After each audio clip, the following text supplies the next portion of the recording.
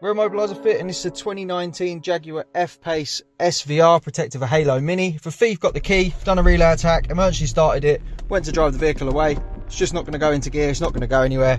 As you see, it's not coming out at all, foot's on the brake, and it's not going anywhere, drive reverse.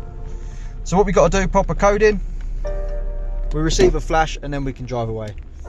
This system means you can remote start the vehicle, preheat it using your Range Rover app, and it's not going to be a problem. The vehicle's still secure. You pop your code in, you can drive away. When you turn it off, the system activates instantly, confirmed with 2 flashes, and then it's not going anywhere again without that code.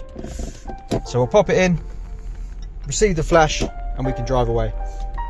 This system also has an unlimited service mode, so when you take it back to Jaguar to get it serviced, you turn the system off, it stays off until you turn it back on, so there's no expiry. You can also set your own code with any buttons on the network that are supported within the vehicle, between 3 and 21 presses. To get one of these fitted, give us a call on 0208 212 7393. We're Immobiliser Fit. Thanks for watching.